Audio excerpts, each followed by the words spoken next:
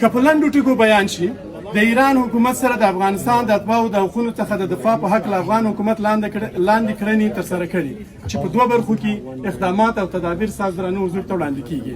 اقدامات: کله چې د ذوالفقار د درې د ثور د 12مې واقعه ترسره زړه پوهنونکې واقعه ترسره شوه، د افغانستان حکومت جدي اقدامات پیل کړل چې په لاندې ډول بعضې سرټکي ساز درنه حضور ته وړاندې کوم. لومړی، د واقعې د بررسي موضوع له محل څخه پیل شوه.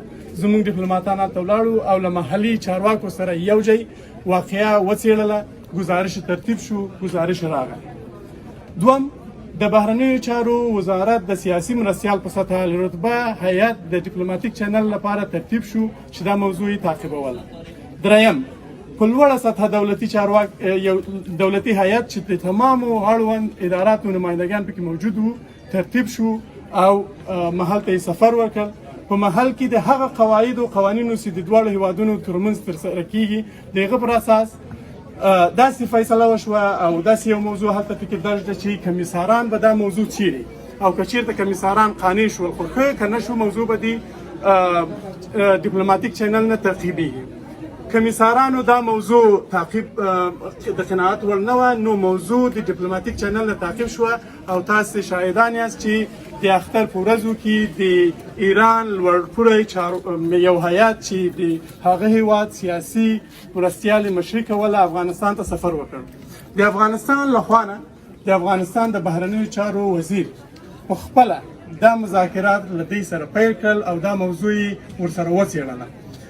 فیصله وشوه ټول هغه اسناد او هغه شواهد چې موجود وو، کوم شیان چې موږ ته په ګزارشونو کې راغلي وو، هغه هیات ته تسلیم شو او فیصله وشوله چې دا موضوع به تر پایه څیړي. همداراز د یزد واقعه هم په دغه مواردو کې تعقیبیږي. کله چې دا اقدامات دي، البته موږ د اقداماتو ترڅنګ غواړو چې د راتلونکي لپاره بهترین تدابیر ولرو چې دغسې واقعې بیا عمل ونه مومي. تدابیرو کې به په لنډه توګه درې موارد درته یاد کړم. لومړی، د افغانستان حکومت د ایران حکومت سره په ګډه کوشش کوي چې د غیر قانوني تګ راتګ مخنیوي لپاره لازم اقدامات وکړي. دوم، په راتلونکي کې به له ایران سره موافقتنامه امضا کیږي چې په ترڅ کې به یې زموږ کارکوونکي په قانوني توګه هغه هیواد ته د کار لپاره سفر کوي. په دې هکله مذاکرات ترسره شوي دي او متوقع یو چې ډیر ژر به دا توافقتنامه امضا شي او زموږ محترم درانه کارکوونکي به هلته رسماً ځي. او دریم، په ایران کې د افغان د اتباعو د میشت قانوني کول دي. د دغو اقداماتو او تدابیرو په بیان سره بیا هم واده کوو چې ستاسو هغه موافقتنامه به موږ اخلو او په رسمي چینل نه به یې موږ اړوند اداراتو ته ورلیږو.